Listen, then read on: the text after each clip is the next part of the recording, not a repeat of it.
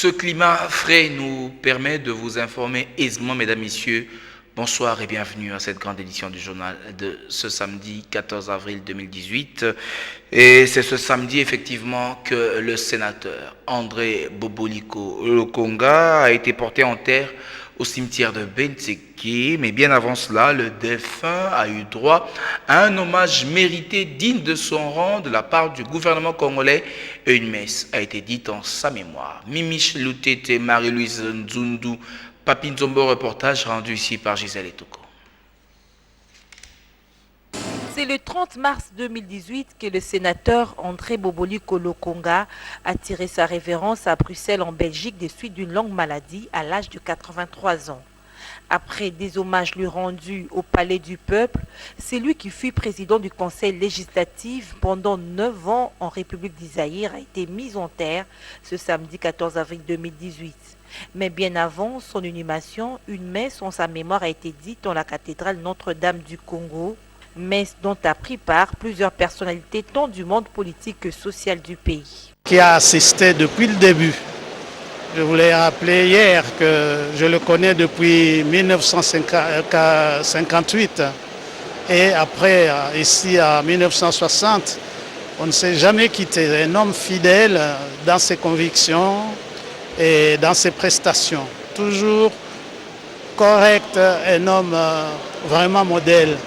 Et nous espérons que ces enfants qui sont témoins, qui ont vécu tous les jours, vous avez entendu son fils, le docteur Christian, notre beau-fils à nous, qui a aussi confirmé combien dans la famille cet homme était toujours aussi strict, rigoureux pour que ses enfants suivent son exemple.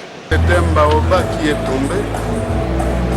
Boboliko Lokonga, c'est un nom qui a parcouru des décennies sur le plan politique dans notre pays.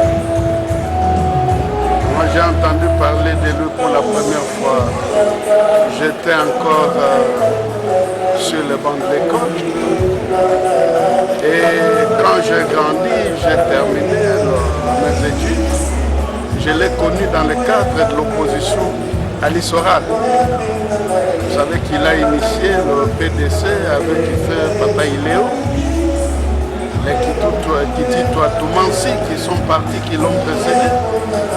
Et aujourd'hui, qu'il nous quitte, c'est une grande perte pour la République. André Boboliko, président du Parti démocrate socialiste chrétien créé depuis 1990, est né le 15 août 1934 à Lobamiti dans le Bandundu. Il laisse derrière lui une veuve et plusieurs enfants. Que son âme repose en paix. Pèlerins, nous le sommes sur cette terre des vivants, que l'âme de l'illustre disparu repose en paix. Revenons ce soir une fois de plus sur la soirée d'hommage rendue à Winnie Mandela, soirée organisée par le réseau des femmes leaders africaines, section en République démocratique du Congo en collaboration avec ONU Femmes et l'ambassade de la République sud-africaine. Un moment fort pour les femmes à honorer le combat et la lutte menée par cette combattante pour la liberté du peuple sud-africain. C'était le jeudi 12 avril 2018 en la salle Showbuzz. Papi Moulala, image, Michel Koyapa, commentaire. Mandela n'est pas morte, mais elle est vivante dans le cœur de toutes les femmes du monde. C'est l'essence de cette soirée hommage à celle qu'on appelle affectueusement la Mama Africa, organisée par le réseau des femmes leaders africaines section RDC, en collaboration avec l'ONU Femmes et l'ambassade d'Afrique du Sud en RDC. Dans la salle Showbuzz, c'est un hommage à une grande dame qui a su donner de sa jeunesse, de son savoir-faire et être pour la libération du peuple sud-africain à travers la lutte anti-apartheid. Véritable source d'inspiration pour ces nombreuses femmes réunies ici dans leur diversité et leur richesse pour lui rendre cet honneur qu'elle mérite. Celle que nous honorons aujourd'hui, nous l'avions unanimement reconnue comme leader incontestable de notre continent. Nous l'avions affectueusement appelée Mama Africa parce que nous nous reconnaissions en elle. C'est pourquoi, du sud au nord, de l'Est à l'Ouest de notre continent, les femmes pleurent sa disparition. Témoignages poignants, des poèmes et des chants, Winnie Mandela est une icône qui restera à jamais vivante. Des moments d'émotion sur le parcours de cette combattante qui, dans ses souffrances, n'a pas faibli devant l'oppression. Arrêtée, torturée, humiliée, assignée à résidence, persécutée par un régime inique, Winnie, jamais soumise. Indomptable et indomptée. Elle a porté le flambeau de la justice comme un dû à son pays. Winnie Mandela est donc une référence selon Eba Zeiba Massoudi, femme leader, qui a modéré cette soirée hommage. Elle n'a pas travaillé seulement pour son pays, mais elle a travaillé pour tout le monde, pour sa nation, pour sa race. La race noire, partout où elle est, toutes les discriminations de la race noire, elle a porté ça. Parce que ce qui était très grave en Afrique du Sud, c'était que l'apartheid était inscrit dans la Constitution. C'est battre pour qu'on puisse enlever cela et c'est la liberté pour toute la race noire. Les autres les font peut-être par hypocrisie, mais en Afrique du Sud, c'était très dur.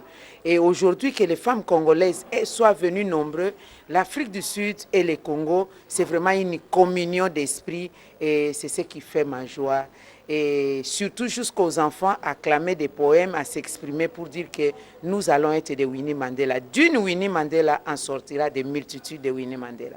Des gerbes de fleurs déposées et la signature du livret de condoléances, mais surtout la lumière portée par ces femmes congolaises pour dire tout simplement la renommée de Winnie Mandela a dépassé les frontières et sa pensée restera allumée dans les âmes des défenseurs de la liberté, quelles que soient les races et les temps. Et la nouvelle génération pour l'émergence du Congo, Nojek, plateforme dirigée par Constant Mutamba, a procédé le vendredi 13 avril 2018 à sa sortie officielle en son siège. Un invité de marque à cette cérémonie, Joseph Olingankoy, président national des forces novatrices pour l'unité et la solidarité FONUS. Maë Maté, Clarisse Seka, reportage. 2018, année électorale en République démocratique du Congo. Et à la nouvelle génération pour l'émergence du Congo Nojek, on compte déjà aligner les candidats dits du renouvellement. Cette plateforme électorale qui a procédé ce vendredi 13 avril 2018 à sa présentation officielle et ce, après les points de presse tenus la veille par le secrétaire général Yvan Ilunga. Constant Mutamba, numéro 1 de cette structure. Est une nouvelle plateforme électorale que nous avons lancée en vue d'aligner des candidats du renouvellement, que nous allons appeler les renouvelés, ce à tout le niveau aux prochaines élections du 23 décembre 2018. L'objectif est donc pour nous de renouveler de fond en comble les institutions de la République. Présent à cette cérémonie, le président du Conseil national des suivis de l'accord, Joseph Olingankoy, encourage la jeunesse à aller de l'avant.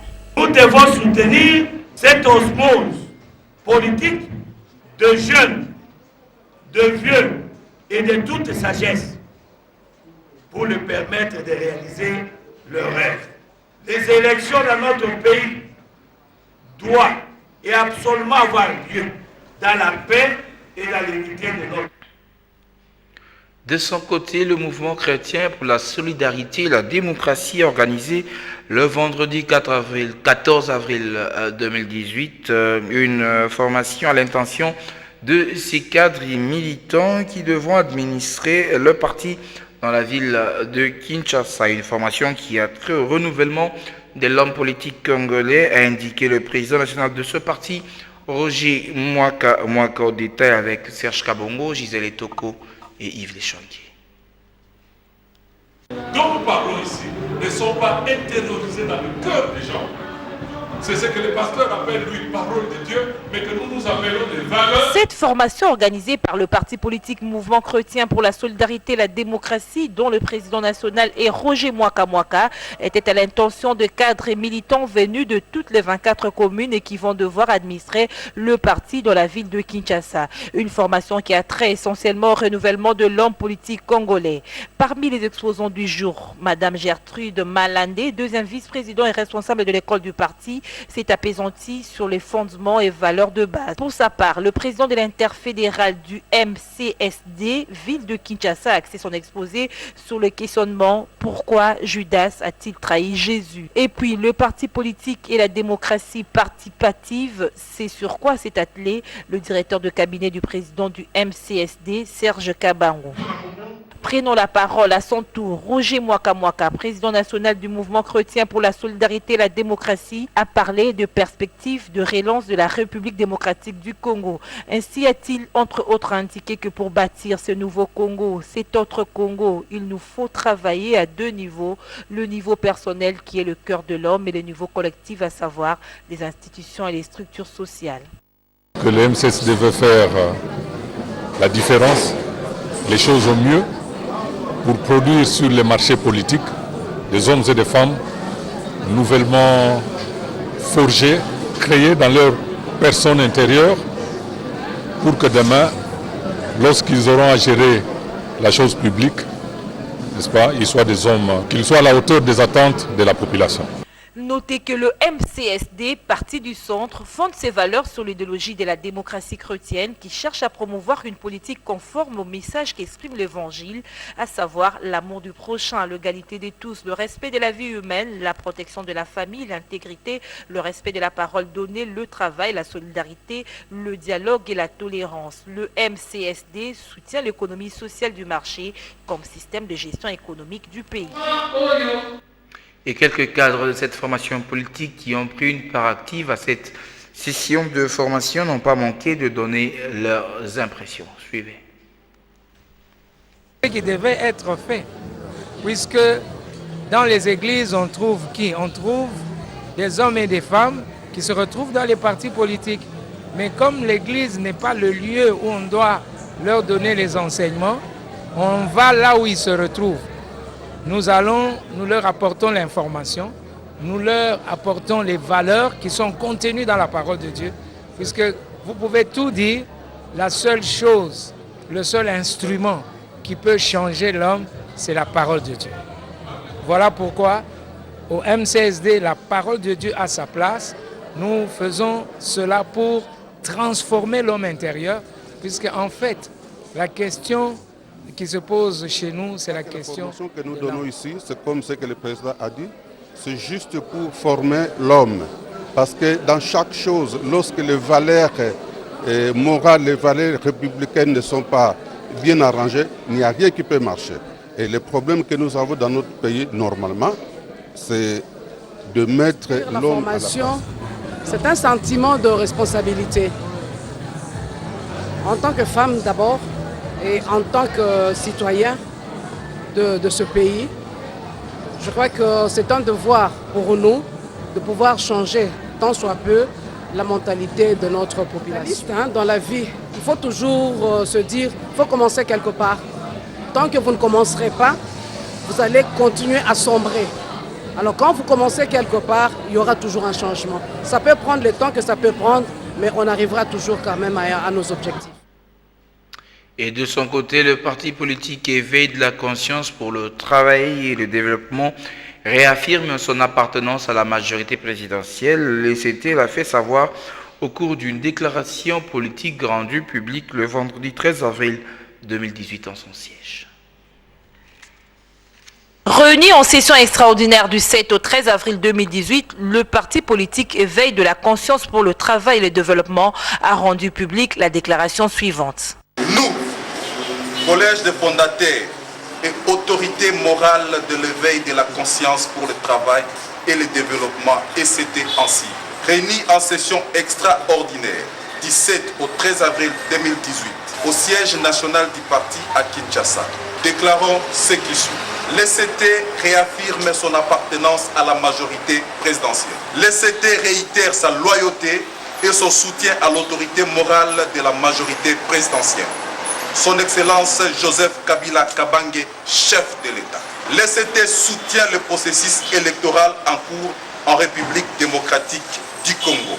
Le collège des fondateurs prend acte de l'adhésion de l'ECT au regroupement politique électoral AAB, Action alternative pour le bien-être et le changement, auquel il appartient et de la signature du protocole fixant les directives ainsi que les principes de constitution et de fonctionnement des regroupements électoraux mis en vigueur entre partis politiques de la majorité présidentielle.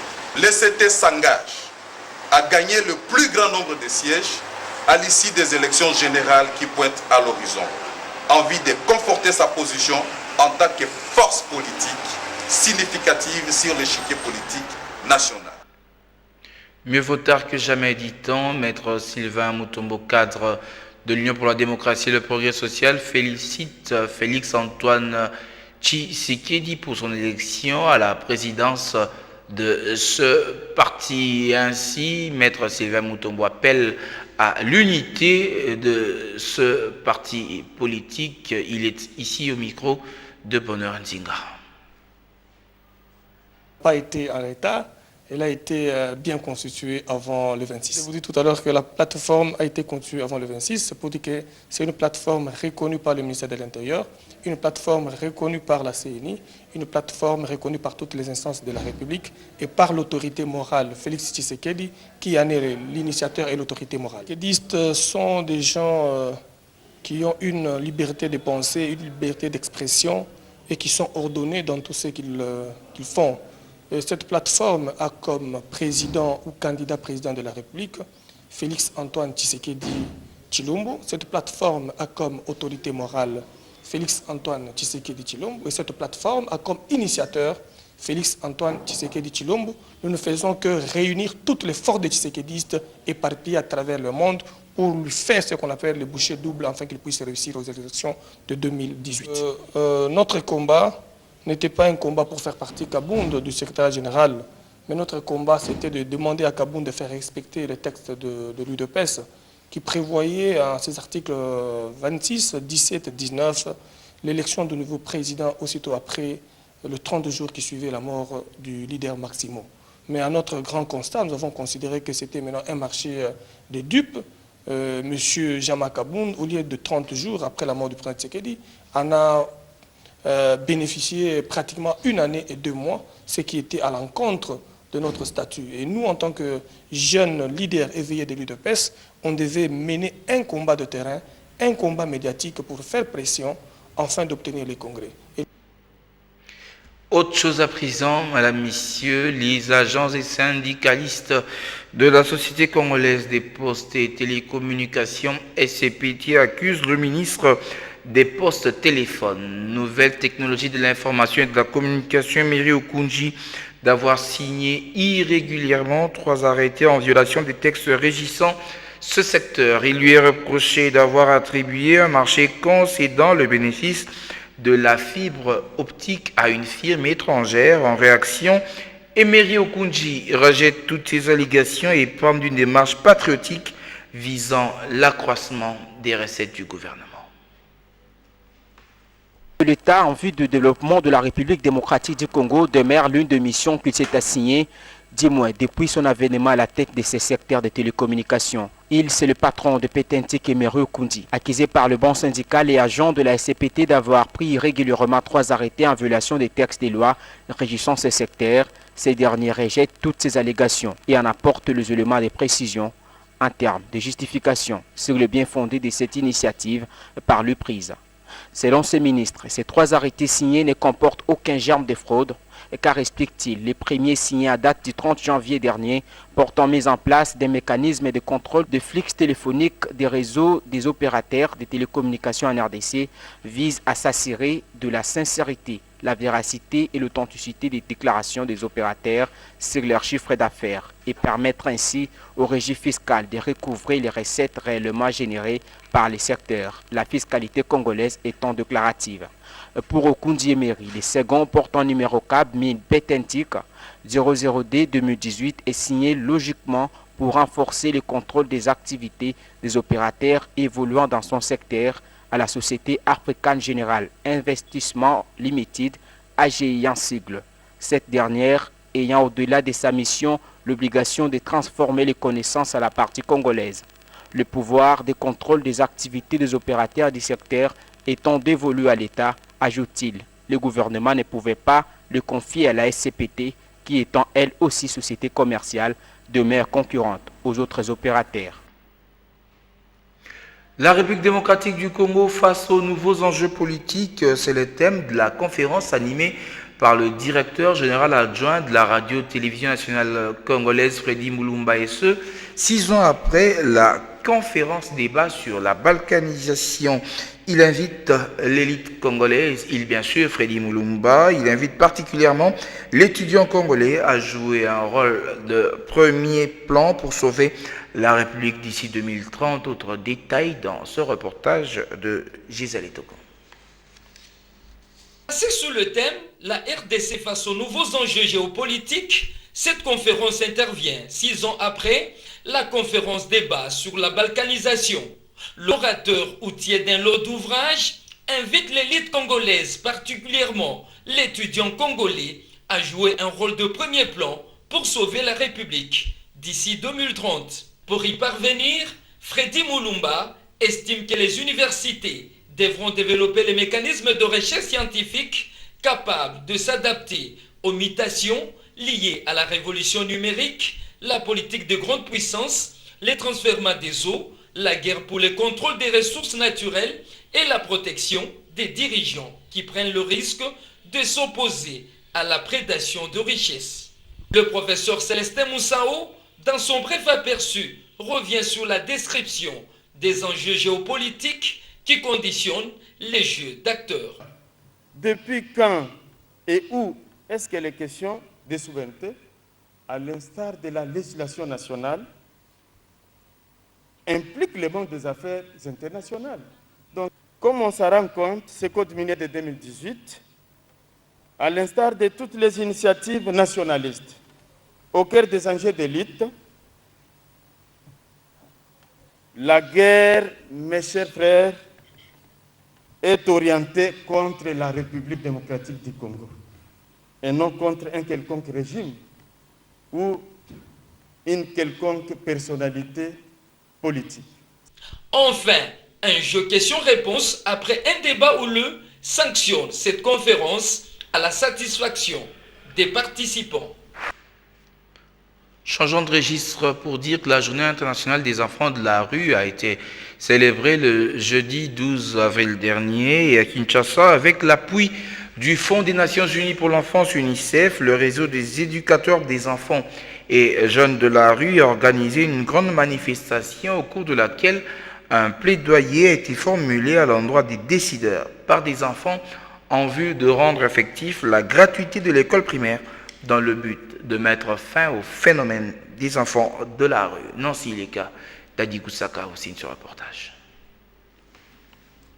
Le réseau des éducateurs des enfants et jeunes de la rue, REGER, avec l'appui de l'UNICEF, a organisé une grande cérémonie le 12 avril 2018 lors de la Journée mondiale des enfants de la rue qui coïncide avec les 20 ans d'existence de cette ASBEL, au cours de laquelle ces enfants ont présenté des scénettes et des poèmes, une façon pour eux d'éveiller la conscience des décideurs en vue de rendre effectif la gratuité de l'enseignement primaire en RDC, susceptible de mettre fin au phénomène d'exclusion des enfants à l'école. C'était aussi l'occasion de procéder au lancement du projet renforcement du système de protection communautaire des enfants et jeunes de Kinshasa.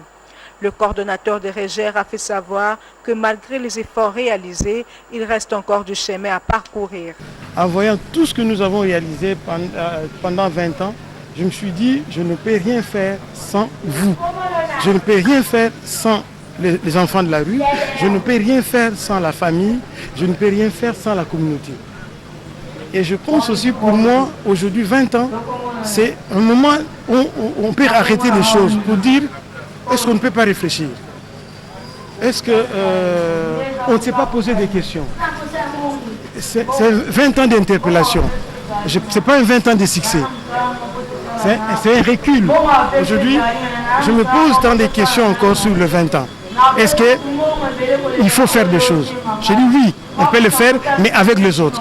Mais bien avant cela, ces enfants ont pris part à une messe d'action de grâce à la paroisse Christ-Roi en leur honneur, dite par l'abbé Joseph Mpundu, qui les a exhortés à suivre une vie exemplaire et conforme à la valeur chrétienne. Et pour clore ce journal, cette question, qui sommes-nous? C'est le thème de la conférence organisée par le Forum des entrepreneurs et décideurs chrétiens. C'était le samedi 14 avril au ministère des Générations Joël, au quartier d'Elvaux de la commune de Ngalima. Maya Maté Solange Poutou signe ce reportage. Défendre les valeurs chrétiennes dans le business et conquérir de l'espace dans tous les secteurs économiques du pays, voilà l'objectif primordial poursuivi par le ministère des Générations Joël. À travers une formation de 3 jours, cette communauté chrétienne tente d'expliquer aux entrepreneurs et décideurs chrétiens les pourquoi et comment du déploiement des stratégies et des moyens pour transformer l'environnement. Pasteur Cyprien Moinaout, visionnaire du Forum des entrepreneurs et décideurs chrétiens. Donner une nouvelle impulsion au sein de l'Église, créer une nouvelle classe des chrétiens engagés qui s'engagent dans le développement de leur environnement, en créant du business, des entreprises.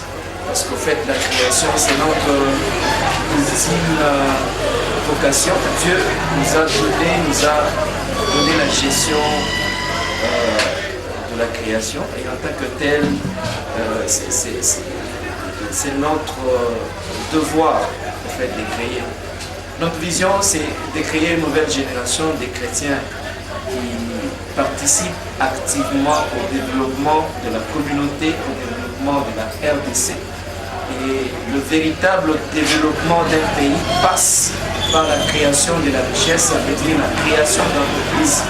Plus les entreprises sont créées, plus le chômage est absorbé et plus la communauté, l'environnement est béni. C'est ça notre vocation. C'est au siège du ministère des Générations Joël dans la commune d'Ngalima que se tient ce forum de 3 jours. C'en est fini pour ce soir, Madame, Messieurs. Édition du journal coordonné par Maya Yamati avec le concours technique de Jacques Wandenga Boiseau, Fisto Atunga, Christian Banjolo était à la régie finale, édition réalisée par Géry Amboka. Retrouvez cette grande édition du journal, Madame et Messieurs, sur notre chaîne YouTube ou sur notre site ctvralic.com, bien sûr, en mettant www en avant ou sur nos réseaux sociaux. Merci de nous avoir suivis et très bon week-end chez vous. Je vous retrouve très prochainement avec le même plaisir. Bonsoir.